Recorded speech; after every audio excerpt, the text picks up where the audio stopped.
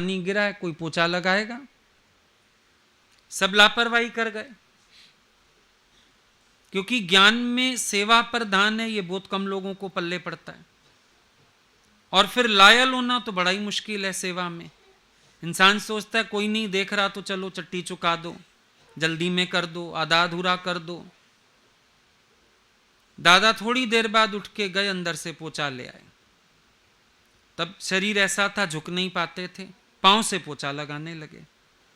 सब दौड़े, दादाजी लाओ लाओ। बोला तो पहले भी तो इतनी देर से पानी गिरा है, अभी भी तुम ज्ञान के अधिकारी नहीं हो पूरे। देख के अनदेखा कर दिया, कोई फिसल जाएगा तो, हड्डी टूट जाएगी तो, तुमने क्यों नहीं विचार किया? ये सब शर्मसार हो गए। एक और जाती थी दादा के साथ, माथेरान, भगत थी बड़ी, लेकिन वो अपाहिज थी। और उस समय ये वेस्टर्न कमोड्स नहीं होते थे। उसकी कुर्सी जाती थी साथ, पहले कुर्सियां बनी होती थी ना ऐसी, तो कुर्सी जाती थी साथ।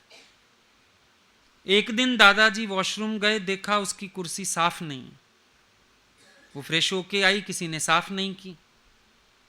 दादा उसकी वो साफ करके रख के आए, जो पॉट सा बना रहता था। सब इतने शर्मिंदा हुए, दादा आपने ये क्या किया? उसका गंध आपने साफ किया। बोला तो क्या हुआ, मेरे बच्चे हैं सब, कल इस शरीर की भी हालत हो सकती है ऐसी, कोई बात नहीं। ऐसा आदर्श था दादा भगवान का, ज्ञान बोला नहीं। आजकल तो सब बोलने पे जोर लगाते हैं, आदर्श पे नहीं।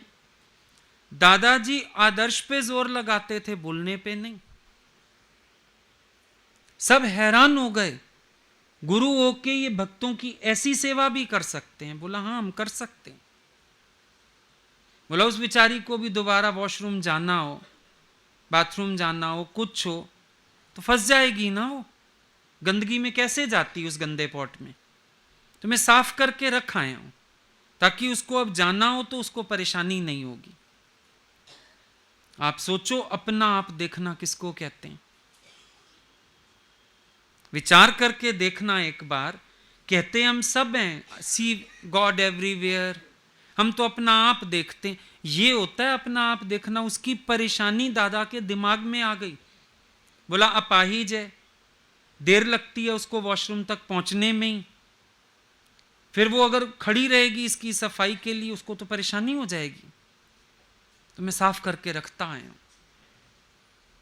सोच सकते आप इस तरह की बातें? ये सतगुरु का आदर्श है हमारे आगे, जिन्होंने अपने जीवन को सबके प्यार में, सबकी सेवा में लगाया, समर्पित कर दिया।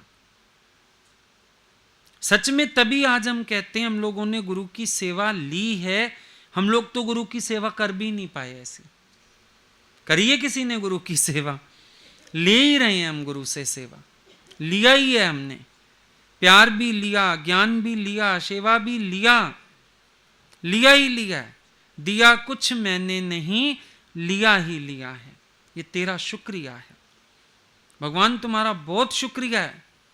तुमने इतनी कृपा की है हमारे ऊपर, इतनी मेहरबानी करके हमें इतना कुछ दिया है।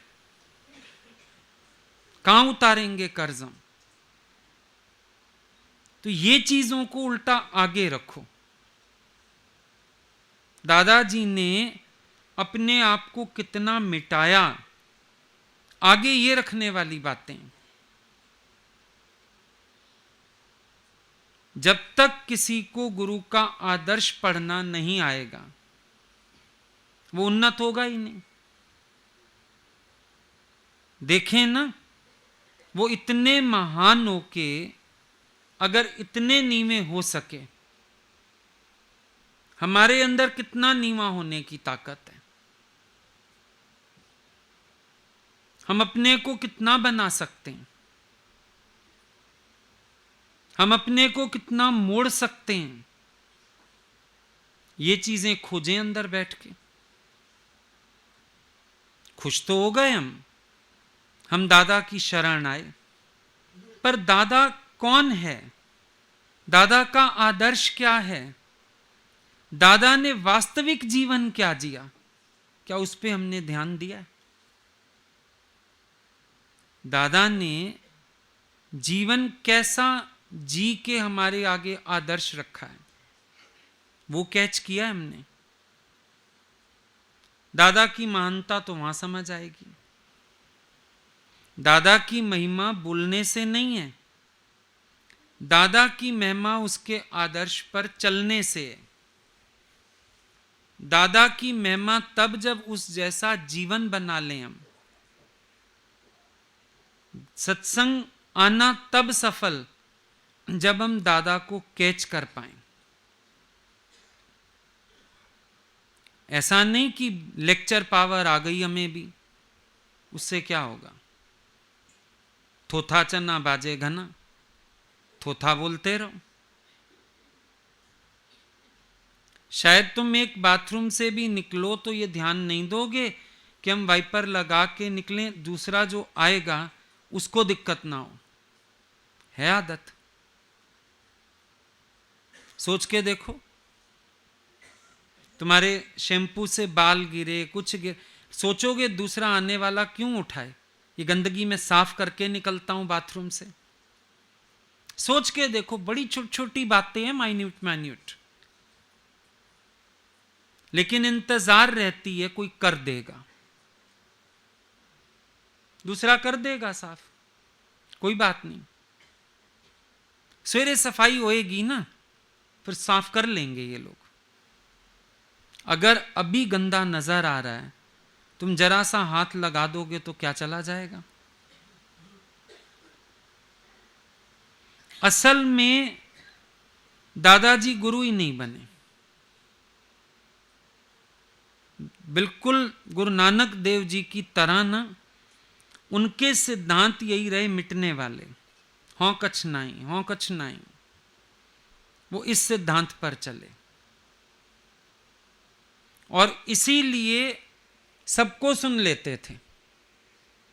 अगर उनका कोई सत्संग सुनने वाला भी कुछ कह देता था ना, दादा उसको भी सुन लेते थे। एक बार गीता भगवान के फेवर में कुछ बात करने लगे, उन्हीं के सुने हुए एक ने कह दिया, दादा ये भी तो मोह हुआ ना। ऐसा चुप हुए, फिर एक शब्द नहीं बोले जिंदगी भर गीता भगवान की फेवर में। बोला तुमने मुझे सुजाग कर दिया। एक दिन घर में खाली बत्ती जल रही थी दिन में, दादा ने बोला दिन में बत्ती किसने जलाई है? गीता भगवान ने बोला कल मैं सत्संग आके पूछूंगी। ये दादा वैसे तो इतना ज्ञान बोलता है, फिर घर में इंटरफेयर क्यों करता है, एक बत्ती पर क्रोध करता है। गीता भगवान बोले दादा ने मेरे आगे हाथ जोड़े, माफी मांगी, सच में तुमने सुजाग किया, ये भी तो मेरी इंटरफेरेंस है, मैं इतना भी क्यों बोलता हूं, मैं चुपचाप बत्ती बंद कर देता। गीता भगवान को बोला तू भी मेरा गुरु है, तूने मुझे जागृत किया है, तू भी मेरा गुरु है आज से। ये उनके सीखने के ढंग थे। और तुम्हें कोई सिखाना चाहे, कितना औखा काम है, क्योंकि तुम आगे बहसोगे बहसोगे बहसोगे, चुप तो करोगे ही नहीं। सिखाने वाला चुप हो जाएगा, जो सिखाने जाएगा वो चुप हो जाएगा। भाई गलती हमने कर दी, इसको सिखाने की चेष्टा की, क्योंकि अगले को सीधा सीधा सीखने का भाव ही नहीं है।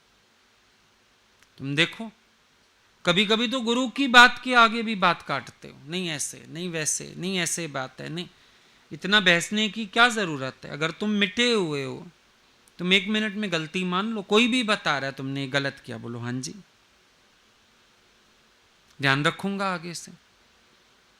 पर तुम बोलोगे नहीं इसके पीछे ये कारण, उसके पीछे वो कारण, नहीं तुम्हें नहीं पता, तुम गलत हो मैं तो सही हूं, कितना बोलोगे। बस यही दोष है। दादाजी ने अपने को सबके आगे भी बच्चा कर दिया, बी लाइक ए चाइल्ड, बच्चे की तरह जिए। और तुम क्या करते हो?